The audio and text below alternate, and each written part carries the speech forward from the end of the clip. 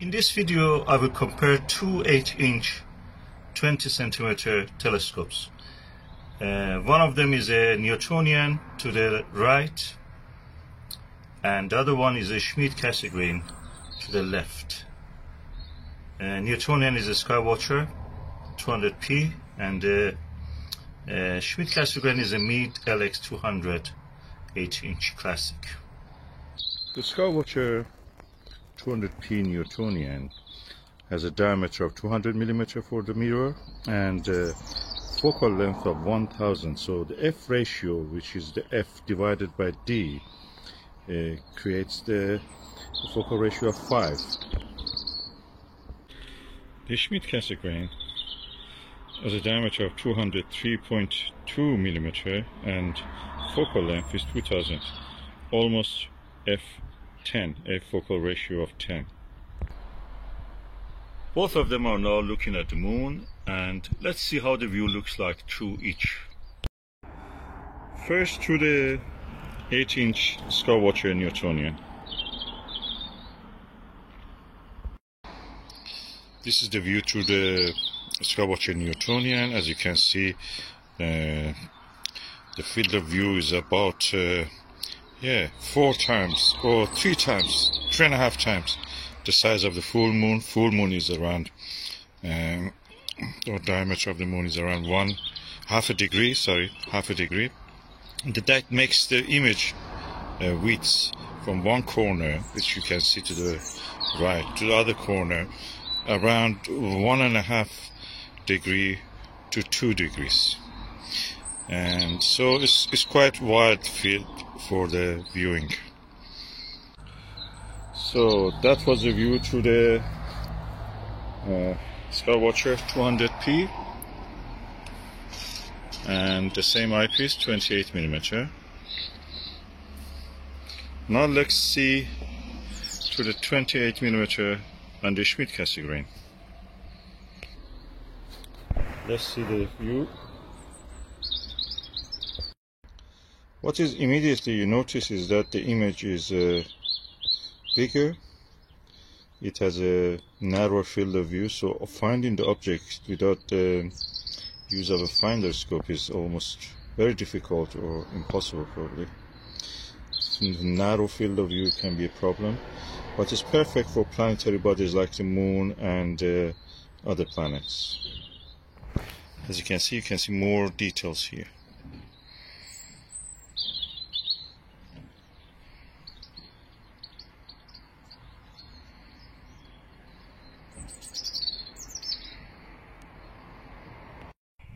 So, another difference between the Newtonian and the Schmidt-Cassegrain is that the position of the eyepiece as the targets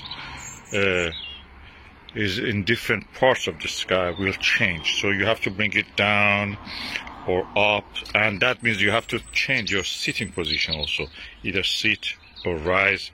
So it's not very easy in that sense. It's better to be able to have something which is stationary and stays the same. And that is what we have with the Schmidt-Cassegrain. The position of the eyepiece more or less stays the same because it's just pivoting on this axis up and down slightly, not much. You can just sit there same height and look at the most of the object. So it's easier.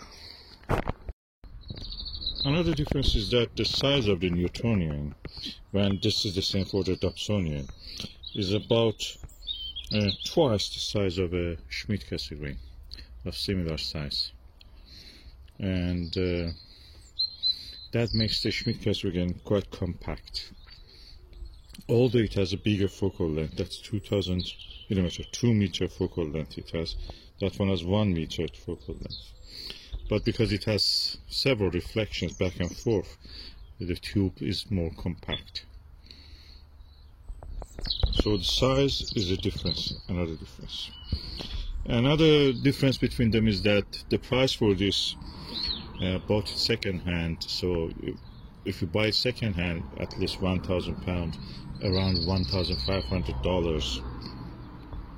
That one second hand I bought around £200, which makes it around $200, and that's the difference. So the price difference is about 5 times.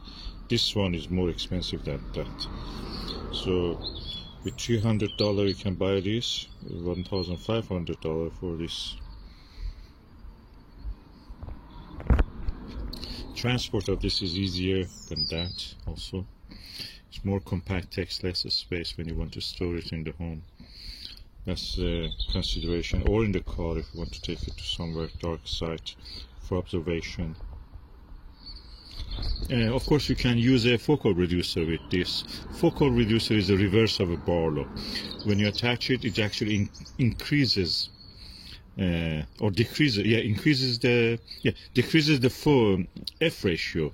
So practically focal reducers for Celestron or Meade 0.63 will make the field of view wider, so that makes it practically like that one, a wide field telescope. If you use it on this, which is the reverse of a Barlow, practically, instead of magnifying it just reduces magnification, you will be able to find bigger targets in the sky. Like most of the deeper sky objects, you must know that galaxies and the star clusters and everything else are quite huge, although they are so far from us. Compared to Moon and the planets, they're huge. Andromeda Galaxy is in our sky is almost 4 degrees. That makes it 8 times the size of the Moon in our sky. So practically a huge object, even though that's 2 million light years away. So you have all this available with this when you use a focal reducer. Of course, the field of view, again, you need a bigger field of view if you want to use see something the whole width of the Andromeda Galaxy. Binoculars will do it better. Another consideration for when you want to consider buying this is that one doesn't have any electronics. It's cheaper, it doesn't break. This one has electronics, they easily break or they become obsolete. And in this case, there's capacitors of this one, the classic Meade LX200 EMC. The capacitors easily burst after a while, so you have to replace them or just use it as altazimuth without any electronics. So they're prone to being outdated, obsolete, or break down.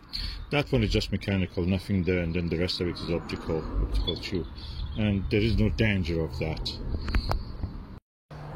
Another thing that may confuse you is that, as you have seen in the video I presented you, the image in this one compared to this one is reversed.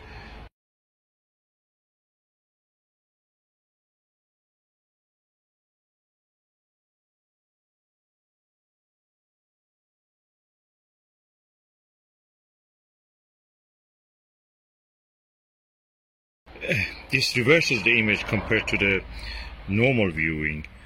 That one even sweeps that image to the mirror part of it. So practically you will see even another image which is not the same as what you can see with your normal eye, and is a reverse. It's very interesting thing when you look at the moon from these two objects. You have to use different maps for this if you want to be comfortable finding objects and the names of the targets. Okay, one of the things that you can do with both of them is astrophotography.